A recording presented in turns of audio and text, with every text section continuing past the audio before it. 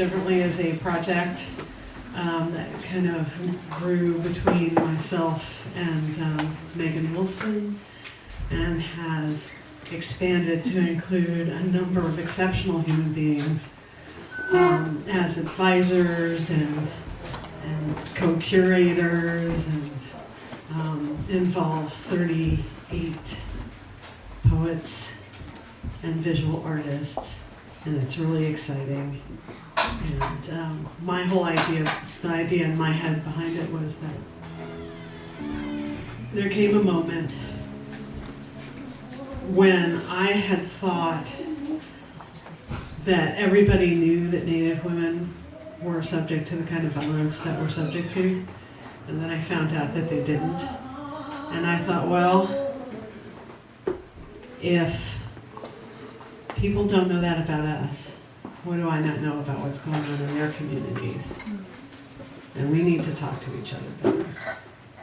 And everybody involved has had a sort of a different take on it, but it's generally in the direction of more communication is better, and let's learn more about each other. Megan, can you throw your hands in the air and move out from behind there so that people have more? See, when you just do that, no one can see you because you've got that. I'm short. There you go. And then Trisha Lagaso is one of our, is our curator. Sitting next to her is David Goldberg, who is one of our advisors. Mary Jean, throw your hand up in the air. Mary Jean is also one of our advisors. I think I've mentioned everybody involved who's in the room, apart from the poets, I'm going to be introducing them. Our first poet coming in. And I just also have to say, it is really delicious to have a reading where everybody's really, really good. Because then you don't have to worry about arranging it so that nobody looks silly, because you can't make anybody look silly when everybody's really, really good, you know. And usually you have to make sure that the differences in skill aren't so great that somebody ends up looking clumsy, because you don't want to do that to anybody. We don't have to worry about that today, so we're going to start with one of my favorite humans on earth, really. MK and I met, and I had this way of introducing people sometimes, which is like, this is a person that I would want on my team for the zombie apocalypse. And apparently that was a thing that she had in her head about things as well. And so if you will please welcome to the stage, MK Chavez.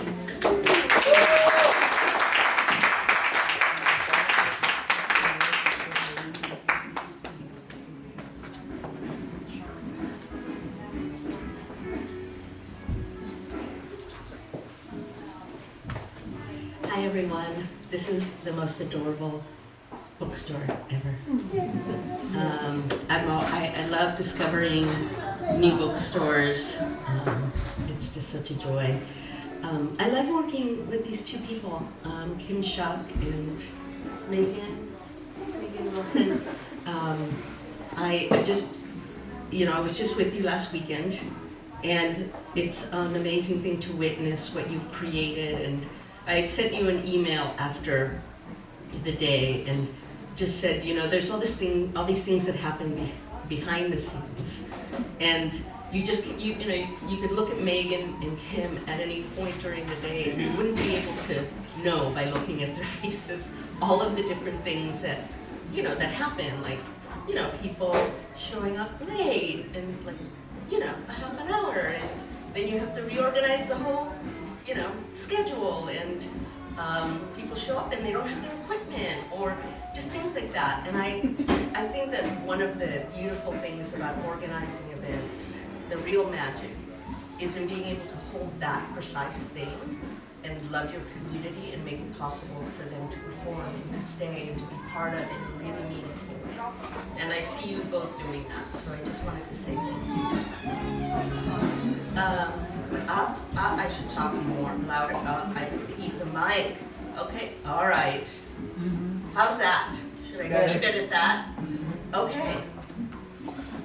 I'm not a yeller usually, but I can try. So I've been thinking about manifesting differently a lot, obviously, because this project has been on my mind for a long time. I've been thinking about it and creating around it. And today, what I was thinking about is the way in which whenever there are moments where we step outside of the mainstream, where we try to take control of our images, of the way that our images and our ways of being are policed by the status quo, there is discomfort. And so I decided that I would read from A Brief History of the Selfie and share that with you all.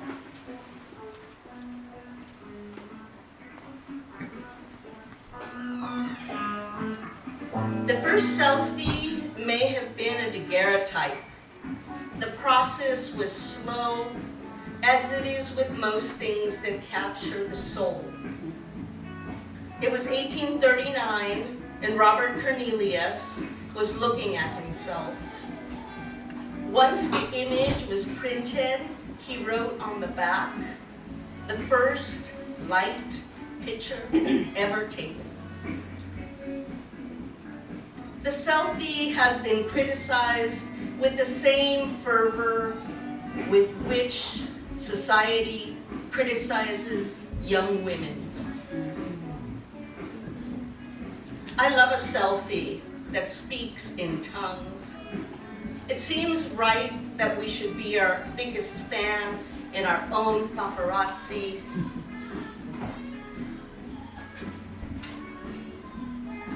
Lionel and I have exchanged selfies at a ridiculous rate, and then we've had lulls. Eventually, we break these absences and accuse each other of being the one that stopped. There is tenderness in every lull. Eminem took a selfie with the Mona Lisa. Albert Dürer painted his first selfie at the age of 13. Danny Trejo took a shirtless selfie on the DC State Capitol steps after he voted. Kim Kardashian West is a selfie fiend, a major contributor to the sexy selfie, criticized for her selfies with the fervor previously mentioned. In the jungle, Crested Macaque found a nature camera and took selfies. The most stunning one of a female smiling directly at the viewer. The macaques took over 30 selfies in total. This act, of course, led to a legal debate as to who owns the image. The most controversial images in Western art history have been of female nudes. At the unveiling of Manet's Olympia, women fainted, men beat the paintings with their umbrellas. It could have been Olympia's brazen look. The artists of the female nudes almost always men. The female nude is criticized, and yet their work is placed in the canon for eternity. Of the criticisms of her naked selfies, Kim Kardashian West has said, "Enough is enough." The average lifespan of a person is 27,375 days. They say the average millennial is expected to take 25,700 selfies during their lifetime. There have been concerns about beauty and the ruin of lives and other human dilemmas. Is it narcissism or is it self-love? Never enough discussion about whose gaze. This isn't new. Everyone has something to say about what people want to say about themselves. The wide angle of most cell phones distorts the nose and the chin. I often wonder if the selfie is just another mirror. The mirror we know today was invented in 1835. It was also called a looking glass. Before the looking glass, we were still looking into still, dark pools of water. There's a selfie of Lionel and me in a trailer in upstate New York. We look cold. We're wearing many layers of clothing. We are wearing matching plaid robes. We are standing in front of a heater. We look terrible. It was a beautiful day. Later, the same day, we would take a walk. A pack of dogs would follow us, and it would wake us from the hazy dream. A photographic journey is a hazy dream. Women take the most selfies. Men are the most critical. A baby duck will imprint to an inanimate object if abandoned. To view Nan Golden's selfies is to remember relationships will change you.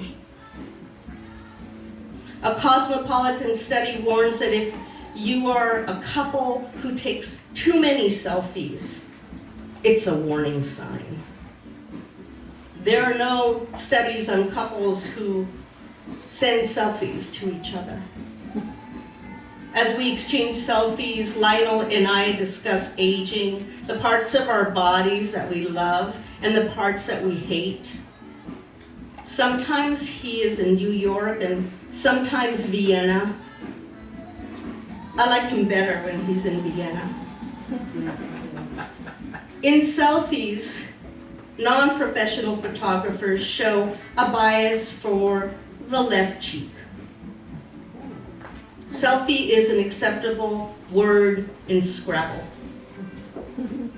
Death by selfies include electrocution, falling from staircases and cliffs, shark attacks, car crashes, being hit by trains, and wounds inflicted by handguns. Of those who die from selfies, 75% are men. Lionel and I have exchanged selfies for 18 years. It's our language. Some say the selfie is dead. Love of the selfie is mercurial. Some say selfies have their own structural anatomy. Lionel and I suspect selfies have a life of their own. Thank you.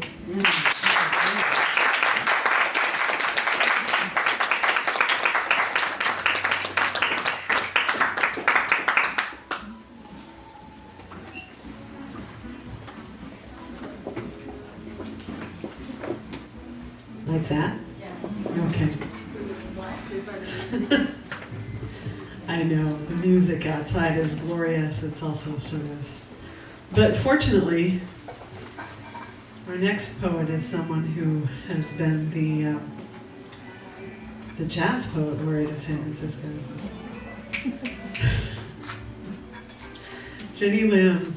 The first time I heard Genny Lim's work, it changed my life. It really did. And I don't think even with all of the great poetry teachers I had, I'm pretty sure I wouldn't have gone into poetry if I hadn't been at that particular reading at that time. Please welcome to the stage, Genny Lim.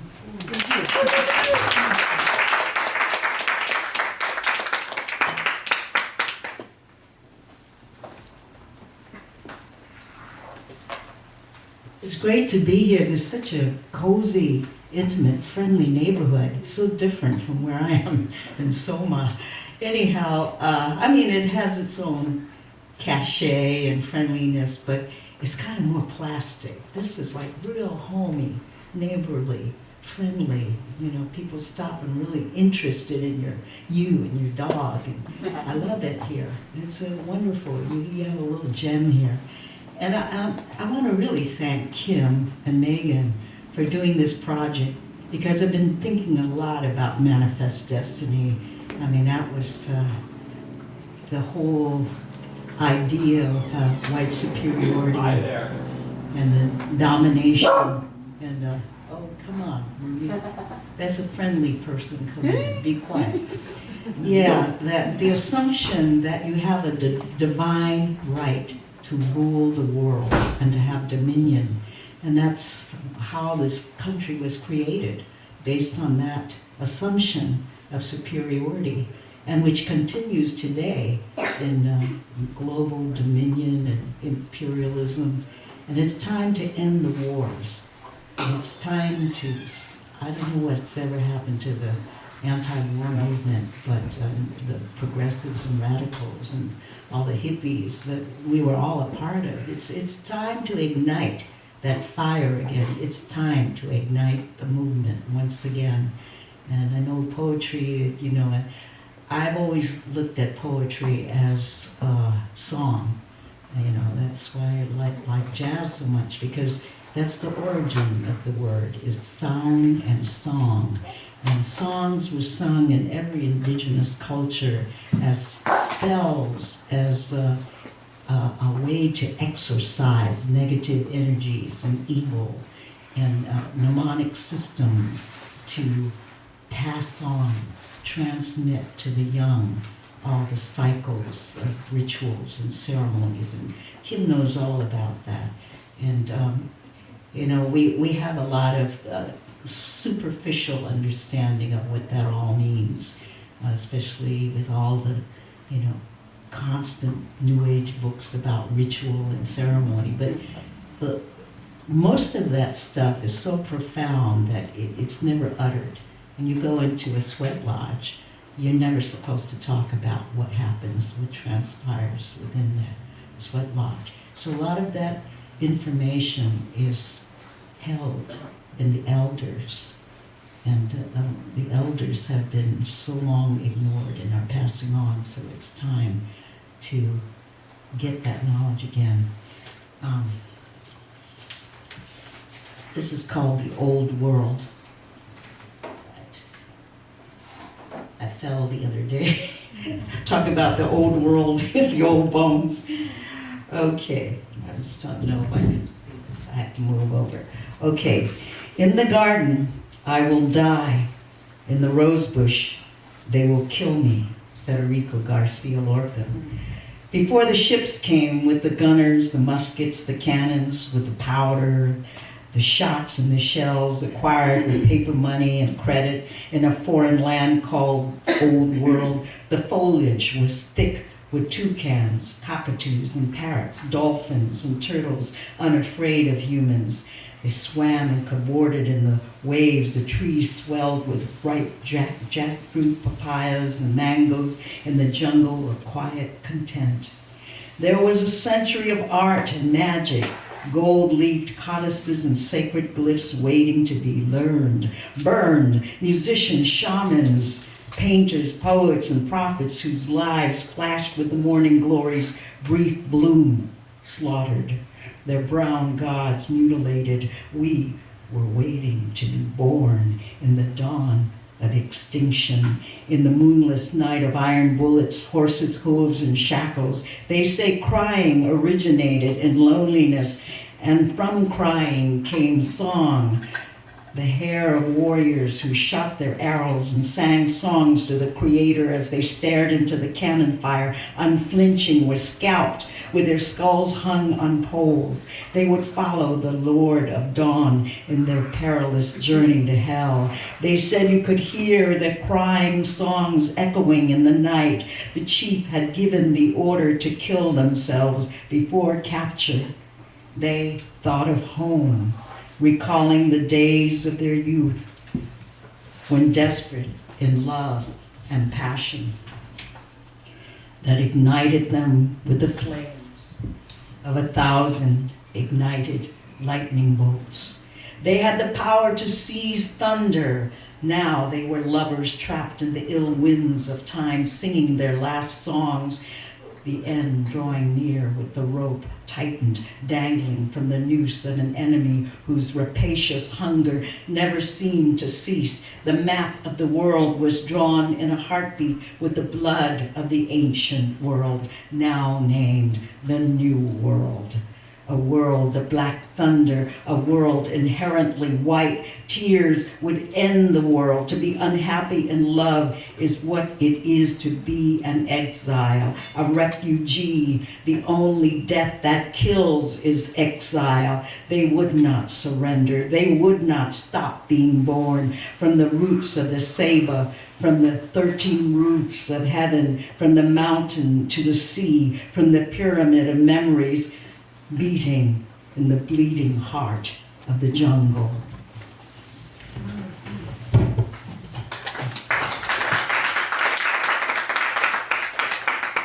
Thank you. The infinite is the source of joy. There is no joy in the finite. Only in the infinite is there joy. Upanishads.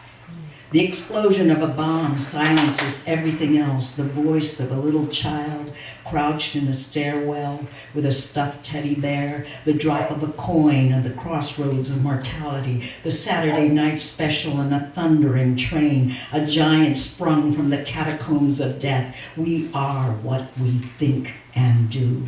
The poem is the breath that flows on the currents of broken memories, lives and dismembered logic in a bed of ashes. Do you think the mother of the one who pulls the trigger, who releases the switch, doesn't know the whole story? Rats will eat themselves when it comes down to it, and so will men, even if they do not admit it.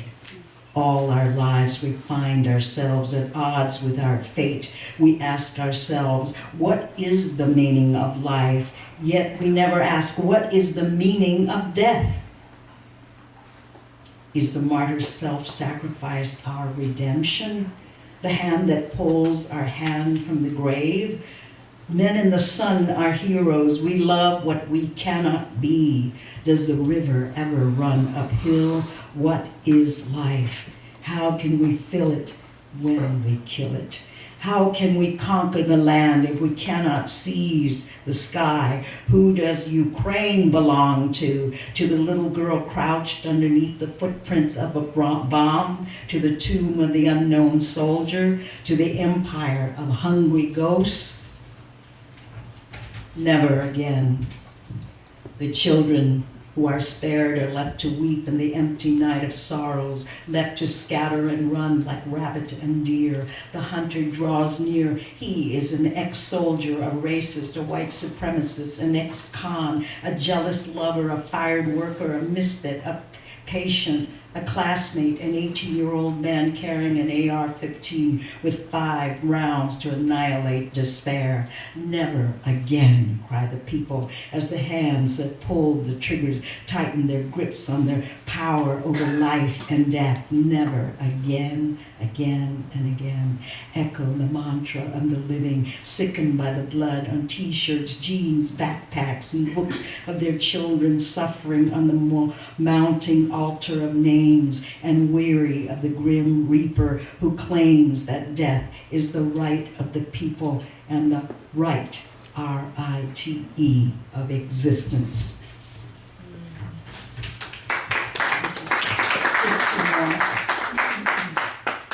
This is for the people of Lahaina, Song of the Old Banyan. How is it possible that the most intellectual creatures to ever walk the planet of Earth is destroying its only home? Jane Goodall. In Lahaina, the people stop to look at the ghost of the old 150-year-old banyan who returns each day and night to sing the scorched branches and ashen trunk back to life. I embrace you. I gather your phantom leaves and scatter them one by one into the ocean to ease the wounds of the loved ones who vanished in the wind and clouds.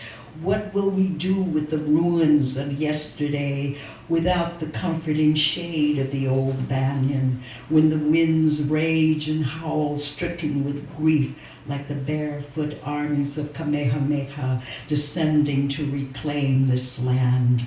What will we do when the sea overflows, lapping at our windows, when her blue waves salt our pores and carry us to the ends of the earth? Maui is not yours, she will say. Take a stone, take the moon, but what remains of this fugitive land will be mine. For I am older than the oldest banyan tree. I am older than day and night, older than birth and death, older than history, older than Pele's tears.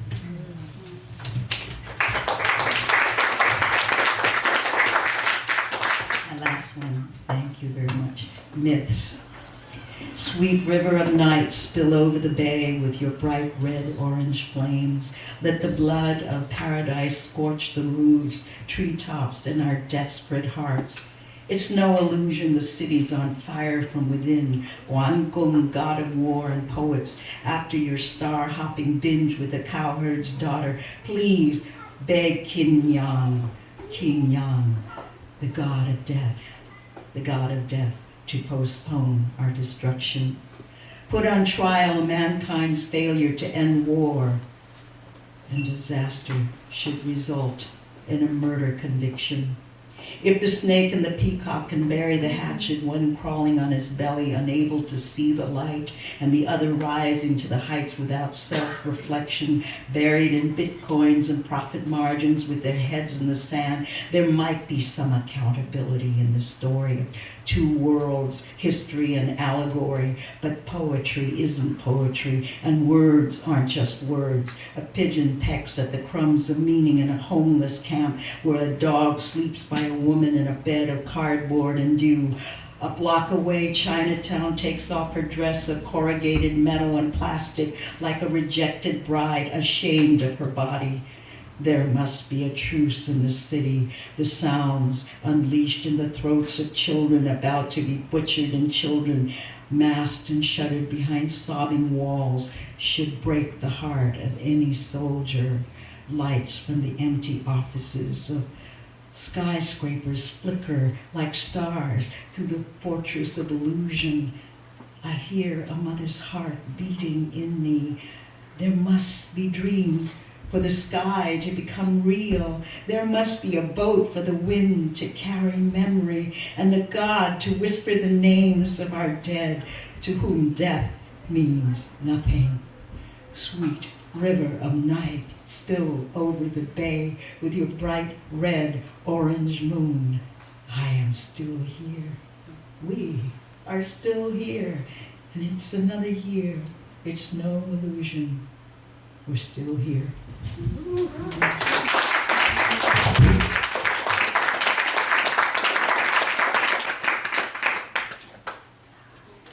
Don't forget that. I know. I like fall down the stairs.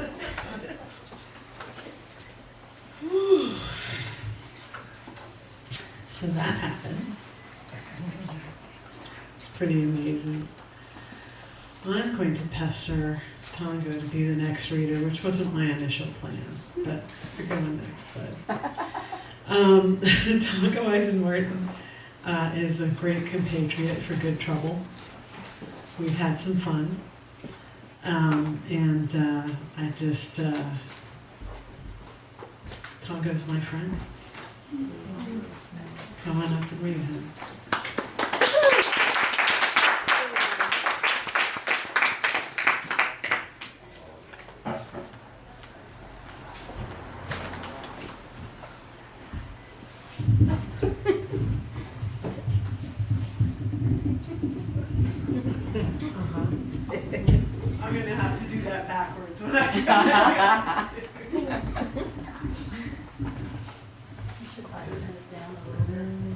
Hmm? The volume is most on the right.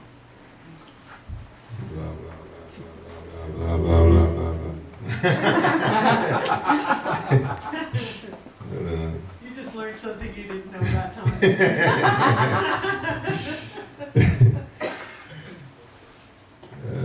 Man, that's my cousin eulogized now in literary history.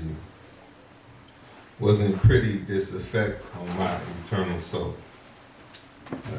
Like belated parenting, we haunt each other in quick verse, sample the drug, wrestle the angel, no depth of setting. Imagine what defines a creature, where remnants of concrete put none of the world down except slabs of a deadbeat nationalism or a bloodline making the news again. True, I have an absence of style. I'm just a doorstep moving dead body to dead body. Picture 1960s newspaper clippings and teeth hanging on a string, like a book of life. Cigarette in the pen, calling Black Friday prayer. Unscrewing the blues on, played down the aim to only die for money once. Ladies and gentlemen, we know what you all are not doing.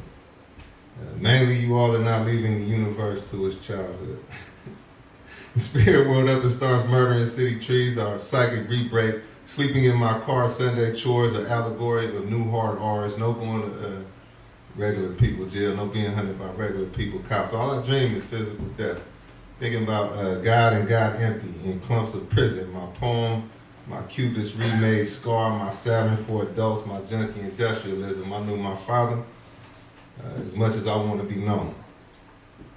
While the ruling class is printing judges, fiat kangaroos, making judges hand over fist, rapture cop packs and opposition whites all above the thorny stem, cast plans picked out like Vance for the murder show, Anglo Saints addicting you to a power structure. You want me to raise a little slave, don't you? Bash their little brain in and send them to your civil rights. Like normal speed bullets, changing the normal life. Like walking back to the United States in defeat. I go to the railroad tracks and follow them to the station of my enemies. A cobalt whose man pitches pennies at my mugshot, negative all over the United States, there are toddlers in Iraq. I see why everyone out here got in the big cosmic basket and why blood agreements mean a lot and why I get shot back at. I understand the psycho-spiritual refusal to write white history and take the glass freeway. White skin tattooed on my right forearm, ricochet sewers near where I collapsed into a rat-infested manhood. My new existence is living graffiti. In a kitchen with a lot of gun cylinders, a hacked up house of God in part, no cops in part, my body breaks down to Christmas. The new bullets pray over blankets made from the old bullets, pray over the 28th hour's next beauty mark, extrajudicial Confederate statue restoration, the waistband before the next protest poster. Hey, by the way, time is not an illusion, Your Honor. I will save your deaths for last. You're witty, Your Honor. You're moving money again, Your Honor. It's only raining one thing. Non-white cops. In prison guard shadows reminding me of spoiled milk flowing on an oil spill. The neighborhood making a lot of fuss over his demise, a new late for a Black Panther party. Malcolm X's ballroom jacket slung over my son's shoulder, the figment of village, a new news to a new white preacher, all in an abstract painting of a president. Bought slavery some time, didn't it? Intensive screeches of military bolts and election Tuesday cars, a cold-blooded study in leg irons, proof that some white people have actually found the nooses. The sundown couples made their vows of love over opaque piece plastic and Bodex and audiences. The miracle every second is definitely my favorite law of science. Found loose clippings of primitive Methodists by arm chains and imperialisms, simple policing versus structural frenzies, elementary school script versus even wider white spectrums, all this bleeding in the challenge of watching civilians think. Terrible rituals they have around the corner, they let their elders beg for public mercy.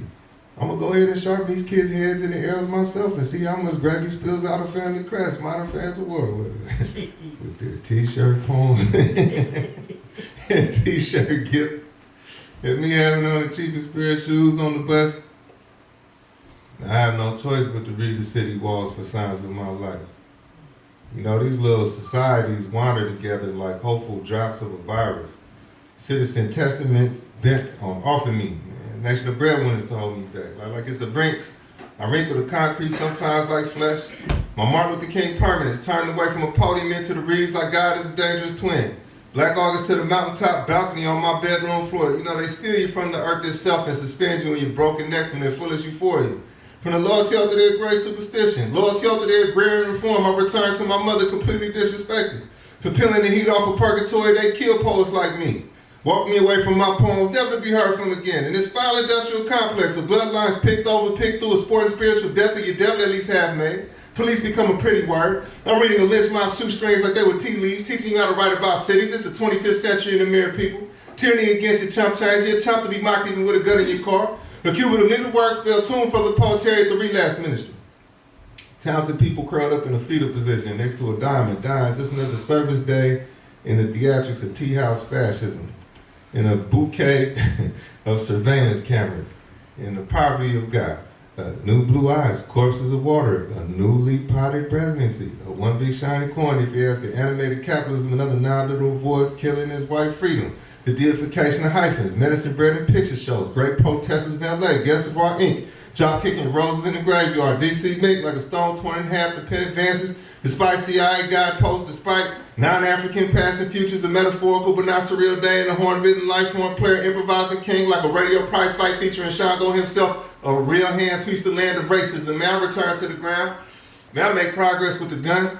On our mother Emmanuel, they put on music that evening. A swinging tight body language for you to drink with fermented $5 bills for your body language. Some applause, my past stomach lining. Neither a good thing nor a bad thing, like being psychic on the way to a lethal injection. It'll sit you down with Lady Day. Lady Day leading you to surrender their souls to Africa too soon. Poly thought floating in the cup of water, she saved me. Accessing my stomach, accessing the love of the American lynch. Coast sleeves wooden avalanche to the wrist. Our mother Emmanuel, avalanche to the sharp keys. Pain, when the deal you make with pain. The piano makes sense for them. Laying hands on the world gradually, addressing them. Bending necks on the streets of the north. Chavez sailing in pain, repeating pain in the north. 10 trigger fingers on that piano, if harmony would have me. Putting 100 fights on every direction offered. The Lady Day leading on cheese again. Recruiting the countryside itself, saying, lay your plan out on this lightning. Make your poems a corner pocket of men. I've greeted the blues itself. America may clean my dead body, but will never include me.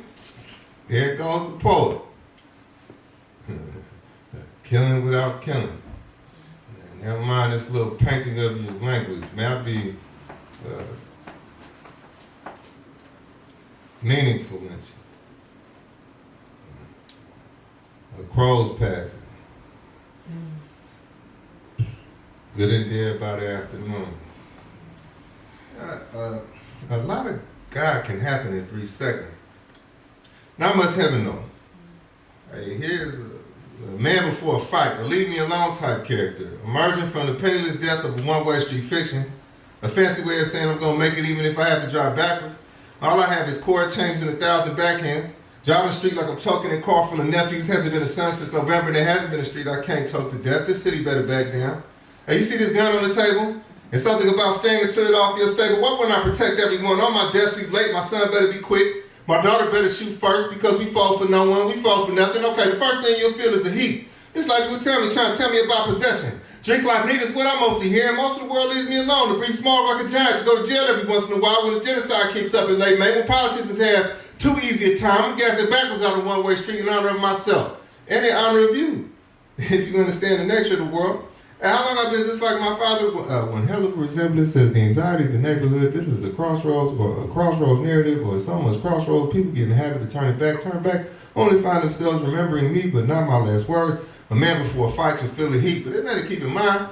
There's nothing to remember, really, there's nothing to be. It's just this moment, then another, then stare, then it all becomes stable, then the table lets go fuzzy and Friday's an unfamiliar face peeking in the window. It's cool to panic for a second.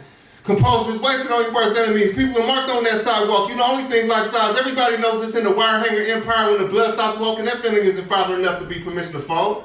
You better swing one more time. You know that father of yours rose from the grave and said, just give me 5 more minutes. He said, running water is a myth. It's us who are running up, down, and all alongside this water. And people don't rise from the grave. They not laid down either. It's us who flip all around their body. So beware when the people around you all look like they about to jump. It might be your time. You feel the heat. And when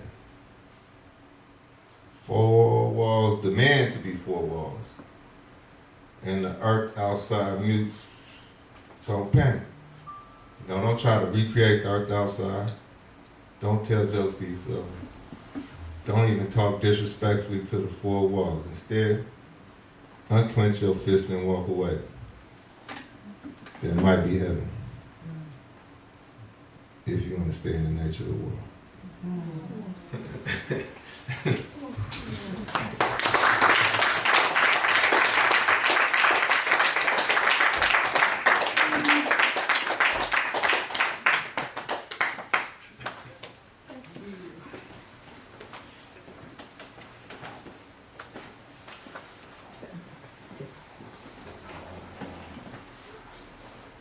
He's overestimated my height. But it's getting closer over the years. So. There's always a moment when I'm deciding whether to precede Tongo or follow him. And either way, it's a tough choice. We are also celebrating today this bookstore. Yes.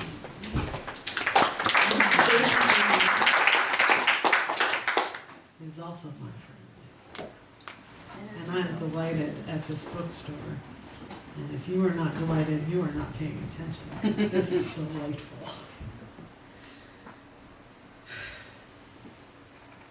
Analog, clock.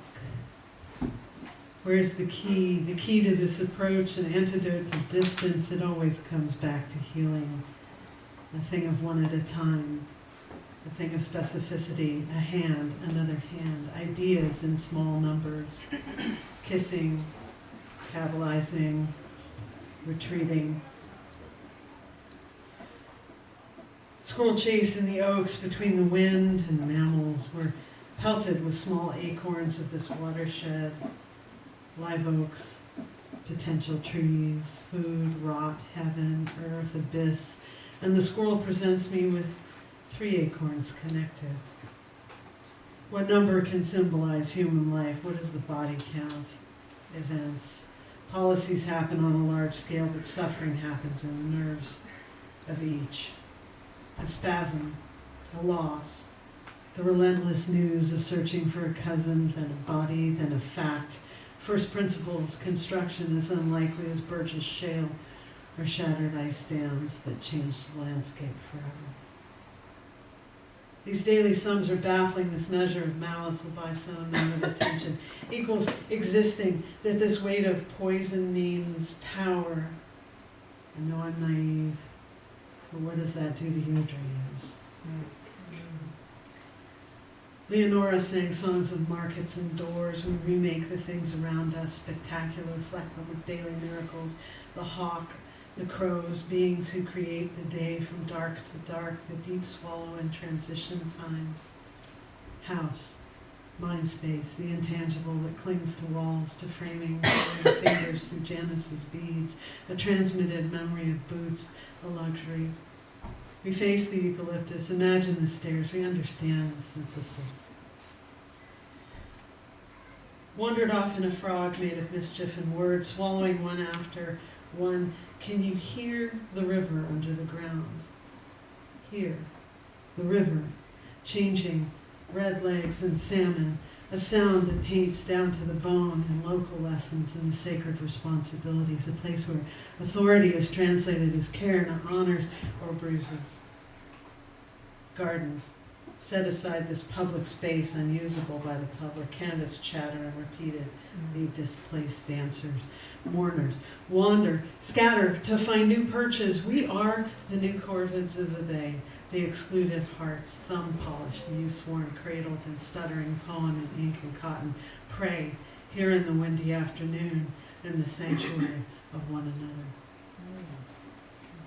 Days shuffle, translate, imagine, gluing your thoughts to the wall. Today I will think in sunrise and buttons. I will make prayer chords from landmarks and discards. She sung the swallows and hummingbirds down here among these tiny pomegranates. Each in her voice, a morning mother, a dance with red-tipped fingers. I can't remember where the stars were when your words caught me by surprise, the weaving, the water held there, the willingness to believe sometimes in that arc of other weavers.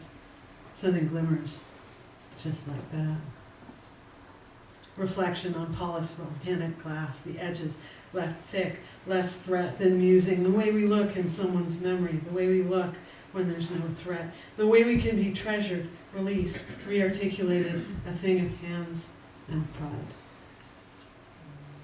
Now is when you learn to step over the creek. Here, where the redwoods sing, they pull cold and darkness with them. The sometimes crows, the feet on the path, so many have worn their favorite equations there. New moons.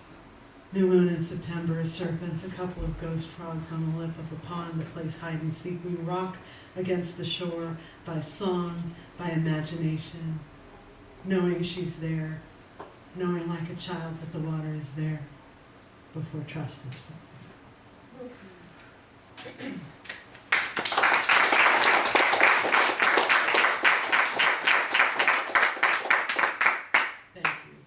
It's sort of fun occasionally to remind myself I know how to do this. I am really grateful for everybody in this room. Thank you so much for being here. Thank you again to Josephine for the space to do this thing. Thank you, Megan, for continuing to reach for understanding and doing that hard work, because I was looking where you used to be. There you are now. Because it's hard to do. It's hard to maintain. Because we learn to live in different accents. And it's not easy. But that's what we have to do if we want to make the world work, right? Love to all of you. So, please check in periodically with manifestdestiny.org in order to find out what's happening next. There's a show up at ATA on Valencia Street. Valencia, is it 21st? Yes. Yeah. Okay. Valencia on 21st. There's some of the artwork that pertains to this project. Go visit Clarion Alley. There is some of the artwork that pertains to this project. And our next poetry reading is going to be on the 7th at the Beat Museum with Stephen Meadows, Linda Knoll, Dana Rabbit. It should rock. Take care.